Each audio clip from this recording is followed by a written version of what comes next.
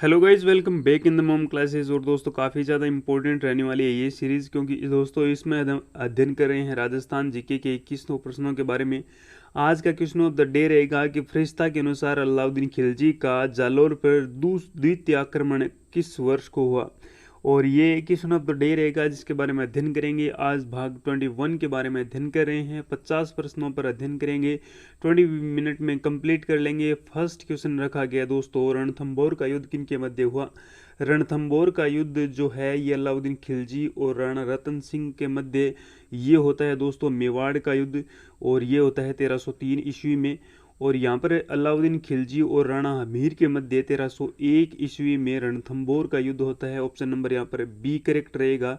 इसी के साथ बात करें, नेक्स्ट हमारा क्वेश्चन रहेगा कि मोहम्मद गोरी ने पृथ्वीराज चौहान को कब पराजित किया। तो मोहम्मद गोरी ने पृथ्वीराज चौहान को कब पराजित किया, तो ये पानीपत के दूसरे युद्ध में, पानीपत के प्रथम युद्ध में, त्राइन के प्रथम युद्ध में, या फिर त्राइन के द्वितीय युद्ध में। तो मोहम्मद गोरी ने त्राइन के दूसरे युद्ध में ये पृथ्वीराज चौहान को पराजित किया था। इसी के साथ बात करें, नेक्स्ट हमारा क्वेश्चन रहेगा कि पृथ्वीराज रासो के अनुसार राजपूतों की उत्पत्ति कहाँ से हुई है। तो पृथ्वीराज रासो के अनुसार राजपूतों की जो उत्पत्ति है ये अग्निकुंड से हुई है। ऑप्शन नंबर यहाँ पर डी करेक्ट रहेगा। अगला हमारा क्वेश्चन है कि चौहानों का मूल स्थान माना किसे जाता है। तो चौहानों का मूल स्थान पूछा जाए तो वो सपाद लक्ष्य को माना जाता है। और सपाद लक्ष्य किसे कहा जाता है, तो सपाद लक्ष्य दोस्तों सांभर के आसपास का जो क्षेत्र है उसे सपाद लक्ष्य कहा जाता है। यहाँ पर ऑप्शन नंबर सी करेक्ट रहेगा। 7वीं शताब्दी में अजमेर दुर्ग की स्थापना किसने की। तो अजमेर दुर्ग की स्थापना हम सब भली भांति जानते हैं, अजय पाल के द्वारा की गई। और ये जो वासुदेव चौहान है ये चौहानों के मूल पुरुष या फिर चौहानों के संस्थापक कहलाते हैं, जिनके द्वारा सपाद लक्ष्य या फिर सांबर के आसपास में चौहान वंश की स्थापना की गई। पृथ्वीराज तृतीय का जन्म कहाँ हुआ, सांबर, जालोर, अहिल पाटन या फिर अजमेर। तो पृथ्वीराज चौहान थर्ड के बारे में बात कर रहे हैं, जिनका जन्म अहिल पाटन में हुआ। ऑप्शन नंबर यहाँ पर सी करेक्ट रहेगा। नेक्स्ट बात करते हैं, अगला हमारा क्वेश्चन रहेगा दोस्तों कि अलाउद्दीन खिलजी ने किस दुर्ग को जीतकर उसका नाम खैराबाद रखा। तो दोस्तों खैराबाद और खिजराबाद, खिजराबाद की बात करें तो चित्तौड़गढ़ का जो दुर्ग है उसे खिजराबाद रखा। और यहाँ पर हमसे क्वेश्चन पूछा गया है कि खैराबाद किसका नाम रखा। तो सिवाना बाड़मेर का जो दुर्ग है इसको जीतकर अलाउद्दीन खिलजी ने उसका नाम क्या रखा दोस्तों, खैराबाद रखा। इसी के साथ नेक्स्ट बात करते हैं कि सिरोही के किस शासक ने ईस्ट इंडिया कंपनी से संधि की। तो सिरोही के थे शिव सिंह और ये अंतिम थे। यहीं के साथ बात करिए तो ये शिव सिंह 1823 ईस्वी में संधि करते हैं ईस्ट इंडिया कंपनी के साथ। तो यहाँ पर राइट आंसर रहेगा शिव सिंह। अंतिम रियासत संधि करने वाली अंग्रेजों के साथ कौन सी है, तो वो सिरोही रहेगी।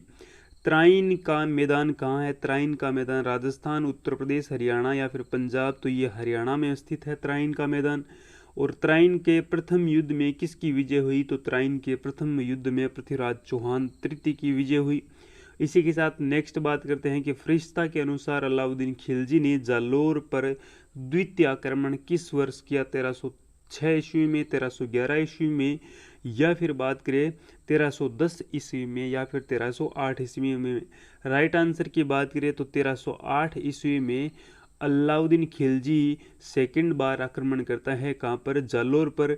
और इसी के साथ बात करें तो 1311 ईस्वी में ये आक्रमण करता है दोस्तों सिवाना दुर्ग पर, जो कि बाड़मेर में स्थित है, जिसका नाम उसने खैराबाद रखा है। किस चौहान शासक ने अजमेर को सबसे पहले अपनी राजधानी बनाया था। तो अजमेर को अपनी राजधानी बनाने वाला प्रथम चौहान शासक कौन था, तो वो अजय राज था, जिसके द्वारा तारागढ़ दुर्ग का निर्माण करवाया जाता है। 1191-92 में त्राइन के युद्ध में किस चौहान शासक ने आक्रमणकारी शहाबुद्दीन गोरी से लड़ना पड़ा था। तो पृथ्वीराज तृतीय जो है इनके द्वारा त्राइन के प्रथम और दूसरे युद्ध में मोहम्मद गोरी के साथ युद्ध करना पड़ता है। अगला हमारा क्वेश्चन है कि विख्यात स्मारक अढ़ाई दिन का झोंपड़ा या फिर तत्कालीन संस्कृत महाविद्यालय का निर्माण किसने करवाया गया था। तो विग्रह चतुर्थ के द्वारा ये जो संस्कृत महाविद्यालय है जिसका निर्माण करवाया गया। ऑप्शन नंबर बी करेक्ट रहेगा। रणथंबोर के हमीर के विरुद्ध किस मुसलमान सेना नायक ने खिलजी सेना का नेतृत्व किया? तो हमीर के विरुद्ध कौन था? उल्गू खां था, खिज्र खां था, कामरू था या फिर नुसरत खां था? तो वो था दोस्तों, वो रहेगा उल्गू खां। ऑप्शन नंबर बी करेक्ट रहेगा। इसी के साथ बात करें, अगला हमारा क्वेश्चन रहेगा दोस्तों, वो रहेगा त्राइन का द्वितीय युद्ध किन के मध्य लड़ा गया? तो त्राइन का द्वितीय युद्ध मोहम्मद गौरी और पृथ्वीराज चौहान के मध्य लड़ा गया। ऑप्शन नंबर बी करेक्ट रहेगा। नेक्स्ट बात करते हैं, कानड़ देव कहाँ के शासक थे? तो कानड़ देव जालोर के शासक थे। ऑप्शन नंबर डी करेक्ट रहेगा। नेक्स्ट बात करते हैं कि सूफी संत ख्वाजा मोइनुद्दीन चिश्ती किसके शासनकाल में राजस्थान आए? ख्वाजा मोइनुद्दीन चिश्ती पृथ्वीराज थर्ड चौहान जो थर्ड है, इनके काल में राजस्थान आए। और ख्वाजा मोइनुद्दीन चिश्ती की दरगाह कहाँ पर है दोस्तों? तो वो अजमेर में है। इसी के साथ नेक्स्ट बात करते हैं अगले क्वेश्चन पर। राजस्थान का प्रथम चौहान राज्य कौन सा था? तो प्रथम चौहान राज्य पूछा जाए तो वो कौन सा था? तो वो अजमेर था। ऑप्शन नंबर बी करेक्ट रहेगा। अढ़ाई दिन के झोंपड़े का निर्माण किसने करवाया था? तो अढ़ाई दिन के झोंपड़े का निर्माण कुतुबुद्दीन ऐबक ने करवाया था। ऑप्शन नंबर यहाँ पर बी करेक्ट रहेगा। नेक्स्ट बात करते हैं, अगला हमारा क्वेश्चन रहेगा कि राजपूतों की उत्पत्ति से संबंधित अग्निकुंड के सिद्धांत से किस वंश का उदय नहीं हुआ? सोलंकी, राठौड़, परमार, चौहान। चौहान, परमार, प्रतिहार, सोलंकी। यहाँ पर राठौड़ वंश जो है इसकी उत्पत्ति नहीं मानी जाती है। ऑप्शन नंबर यहाँ पर बी करेक्ट रहेगा। जिस अभिलेख में शाकंभरी के चौहान शासकों की उपलब्धियों का वर्णन मिलता है वह कौन सा है? शाकंभरी के जो चौहान शासक है उनकी जो उपलब्धियां हैं उनका वर्णन कौन से अभिलेख में मिलता है? सामोली के अभिलेख में, बिजोलिया के अभिलेख में, कीर्ति स्तंभ प्रस्तुति में या फिर चिरवे के शिलालेख में? तो बिजोलिया का जो शिलालेख है उसमें शाकंभरी के जो चौहान शासक है उनकी उपलब्धियों का वर्णन मिलता है दोस्तों। नेक्स्ट बात करते हैं, अगला हमारा क्वेश्चन है कि मोहम्मद गौरी तथा पृथ्वीराज चौहान के मध्य त्राइन का प्रथम युद्ध कब लड़ा गया? तो भली भांति जानते हैं 1191 ईस्वी में त्राइन का प्रथम युद्ध लड़ा गया। अलाउद्दीन ने राजस्थान में सर्वप्रथम किस राज्य पर अधिकार किया? तो सर्वप्रथम रणथंभौर राज्य पर अधिकार किया। और ये घटना 1301 ईस्वी की है, जब वहाँ के शासक अमीर देव चौहान के समय आक्रमण किया जाता है। वह कौन था जिसके शासनकाल में चौहान शासनकाल का स्वर्ण काल माना जाता है? वह कौन सा शासक था? तो वो जो शासक है जिसके द्वारा 2.5 दिन के झोंपड़े, जहाँ पर संस्कृत जो महाविद्यालय था उसका निर्माण करवाया गया और स्थापत्य कला में महत्वपूर्ण योगदान दिया, जिसे बिसल देव चतुर्थ कहा जाता है। ऑप्शन नंबर सी करेक्ट रहेगा। The early Chauhan dynasties Rajasthan के किस इतिहासकार की रचना है? तो द अर्ली चौहान डायनेस्टीज जो है ये डॉक्टर दशरथ शर्मा की रचना है। ऑप्शन नंबर बी करेक्ट रहेगा। निम्न में से पृथ्वीराज विजय के लेखक कौन है? तो विजय के लेखक पूछा जाए तो जयानक भट्ट है। ऑप्शन नंबर ए करेक्ट रहेगा। नेक्स्ट बात करते हैं कि चौहान राजवंश का संस्थापक शासक कौन था? तो चौहान वंश राजवंश का संस्थापक वासुदेव चौहान है, जिनके द्वारा 565 ईस्वी में चौहान वंश की नींव रखी जाती है। अलाउद्दीन खिलजी ने रणथंभौर पर आक्रमण किया क्योंकि अलाउद्दीन खिलजी के जो विद्रोही थे, सुल्तान के विद्रोहियों को शरण दी थी। किसने? सुल्तान के विद्रोहियों को हमीर देव ने शरण दी थी और ये यहाँ पर प्रमुख कारण था रणथंभौर पर आक्रमण करने का। नेक्स्ट बात करते हैं, अगला हमारा क्वेश्चन रहेगा कि अलाउद्दीन के आक्रमण के समय रणथंभौर का शासक कौन था? तो हमीर देव चौहान थे। ऑप्शन नंबर बी करेक्ट रहेगा। किस प्रतिहार शासक ने गंगा जल में समाधि ली थी? तो गंगा जल में समाधि लेने वाला प्रतिहार शासक पूछा जाए, नागभट्ट प्रथम, महिपाल, नागभट्ट द्वितीय या फिर वत्सराज? तो गंगा जल में समाधि लेने वाला शासक था नागभट्ट द्वितीय। ऑप्शन नंबर यहाँ पर सी करेक्ट रहेगा। मुणोत नैणसी द्वारा उल्लेखित गुर्जर प्रतिहारों की 26 शाखाओं में कौन सी 2 प्रमुख शाखाएं थी? तो मुणोत नैणसी द्वारा जो लिखित जो प्रसिद्ध जो शाखाएं हैं, 26 शाखाएं बताई है प्रतिहारों की, उनमें 2 प्रमुख शाखा कौन सी थी? एक तो थी मंडोर और दूसरी कौन थी दोस्तों? कन्नौज या फिर भीनमाल। तो यहाँ पर राइट आंसर की बात करिए तो एक तो मंडोर थी और दूसरी कन्नौज शाखा थी। मंडोर शाखा और भीनमाल शाखा। ऑप्शन नंबर यहाँ पर बी करेक्ट रहेगा।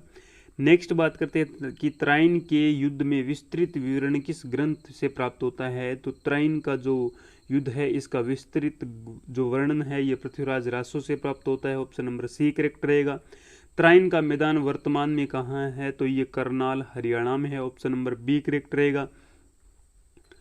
पृथ्वीराज के शासन प्रबंध संभालने के बाद उसका प्रथम सैनिक अभियान किसके विरुद्ध गया। तो प्रथम सैनिक अभियान उसके का पूछा जाए तो वो उसके चचेरे भाई जो थे नागार्जुन उनके विरुद्ध गया। प्रथम सैनिक अभियान किसका। पृथ्वीराज चौहान के शासन संभालने के बाद का। पृथ्वीराज चौहान एवं मोहम्मद गौरी के मध्य पहला युद्ध कहाँ हुआ। तो पहला युद्ध त्राइन के मैदान में हुआ 1191 ईस्वी में हुआ, जिसमें मोहम्मद गौरी पराजित रहा। पृथ्वीराज की इलापायु में शासन का प्रबंध कौन करती थी। तो उनकी मां कर्पूरी देवी करती थी। ऑप्शन नंबर बी करेक्ट रहेगा। पृथ्वीराज चौहान का समकालीन गढ़वाल शासक कौन था। गढ़वाल शासक पूछा जाए तो वो जयचंद था और इन्हीं की पुत्री के साथ पृथ्वीराज चौहान विवाह करते हैं। ऑप्शन नंबर सी करेक्ट रहेगा। सम्राट पृथ्वीराज चौहान तृतीय के पिता कौन थे। तो पृथ्वीराज चौहान तृतीय के पिता सोमेश्वर चौहान थे। ऑप्शन नंबर बी करेक्ट रहेगा। माता का नाम कर्पूरी देवी था। इसी के साथ नेक्स्ट बात करते हैं अगला क्वेश्चन। चौहान वंश का प्रथम शासक कौन था। दुर्लभ राज, विगर राज, वासुदेव। तो ऑप्शन नंबर सी करेक्ट रहेगा। चौहान वंश का प्रथम शासक कौन था। तो वासुदेव था। ओशिया में महावीर स्वामी को समर्पित जैन मंदिर का निर्माण किस राजा के काल में हुआ। तो जैन मंदिरों का निर्माण जो कि ओशिया में स्थित है, वत्सराज, प्रतिहार, देवपाल, त्रिलोचनपाल या फिर नागभट्ट प्रथम। तो ऑप्शन नंबर यहाँ पर वत्सराज प्रतिहार के साथ जाएगा। ऑप्शन नंबर बी करेक्ट रहेगा कि ओशिया में जो महावीर स्वामी को समर्पित जैन मंदिर है उनका निर्माण वत्सराज प्रतिहार के शासनकाल में हुआ। नेक्स्ट अगला हमारा क्वेश्चन है कि महामारु शैली का प्रचलन किसके शासनकाल में हुआ। तो महामारु शैली का प्रचलन गुर्जर प्रतिहार कालीन शासन में हुआ। ऑप्शन नंबर सी करेक्ट रहेगा। 6ठी शताब्दी के द्वितीय चरण में पश्चिमी राजस्थान का क्षेत्र कहलाया गुर्जरात्र, गुर्जरत्रा, कठियावाड़ा या फिर मारवाड़। तो 6ठी शताब्दी के द्वितीय चरण में पश्चिमी जो राजस्थान है ये गुर्जरत्रा के नाम से जाना जाने लगा। ऑप्शन नंबर यहाँ पर बी करेक्ट रहेगा। नेक्स्ट बात करते हैं कि नागभट्ट प्रथम प्रतिहार के दादा का क्या नाम था। तो नागभट्ट प्रथम के जो प्रतिहार जो शासक थे उनके दादा का नाम रज्जिल था। Option number B C correct रहेगा।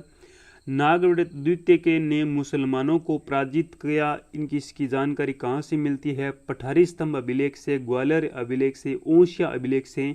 तो ओशिया का जो अभिलेख है उससे ग्वालियर का अभिलेख। ऑप्शन नंबर बी करेक्ट रहेगा। सॉरी दोस्तों, नागभट्ट द्वितीय जो है इसने मुसलमानों को पराजित किया, इसकी जानकारी ग्वालियर अभिलेख से मिलती है। ऑप्शन नंबर बी करेक्ट रहेगा। इसी के साथ बात करें राष्ट्रकूट शासक ध्रुव ने किस गुर्जर प्रतिहार शासक के दक्षिणी विजय अभियानों पर रोक लगाई। तो राष्ट्रकूट का शासक है ध्रुव, जिसने गुर्जर प्रतिहार शासकों का जो दक्षिणी अभियानी विजय था उस पर रोक लगाई। तो वो था महेंद्रपाल प्रथम। महेंद्रपाल प्रथम राष्ट्रकूट का शासक ध्रुव ने महेंद्रपाल प्रथम के जो दक्षिण विजय अभियान थे उन पर रोक लगाई थी। तो ये काफी इंपॉर्टेंट क्वेश्चन। प्रतिहार शासकों के काल में प्रयुक्त मंदिर स्थापत्य की शैली का नाम था तो गुर्जर प्रतिहार शैली। ये काफी ज्यादा फेमस रही है प्रतिहार शासकों के समय। किसने अपनी राजधानी मंडोर के स्थान पर भीनमाल बनाई। ये भी काफी इंपॉर्टेंट, मंडोर के स्थान पर भीनमाल बनाई। नागभट्ट द्वितीय, वत्सराज प्रथम, मिहिर भोज या फिर नागभट्ट प्रथम। राइट आंसर की बात करें तो नागभट्ट प्रथम के द्वारा मंडोर के स्थान पर राजधानी भीनमाल को बनाई जाती है और ये काफी इंपॉर्टेंट क्वेश्चन। नेक्स्ट बात करते हैं कि किस प्रतिहार शासक के समय प्रतिहारों की शक्ति चरम पर थी। तो प्रतिहार शासक वो कौन था। तो वो नागभट्ट द्वितीय था। ऑप्शन नंबर सी करेक्ट रहेगा। मिहिर भोज के समय दोस्तों मिहिर भोज जो है इसके समय इनकी जो शक्ति थी वो चरम सीमा पर थी। ऑप्शन नंबर यहाँ पर बी करेक्ट रहेगा। आज का अंतिम सवाल कि आदि वराह की उपाधि धारण करने वाला शासक कौन था, और कई बार एग्जाम में ये क्वेश्चन पूछा गया है। आदि वराह की उपाधि धारण करने वाला शासक मिहिर भोज था। ऑप्शन नंबर बी करेक्ट रहेगा। इसी के साथ 50 क्वेश्चनों को कंप्लीट कर लिया है। वीडियो कैसा लगा कमेंट बॉक्स में ज़रूर लिखें। क्या हमें वीडियो की स्पीड कम करनी चाहिए, क्या हमें वीडियो की स्पीड घटानी चाहिए ये, या फिर बढ़ानी चाहिए, ये आपको कमेंट बॉक्स में लिखना है। और वीडियो को लाइक करना है, अपने दोस्तों के साथ शेयर करना है। Good night, good morning, wish you all the best, take care, have a beautiful day.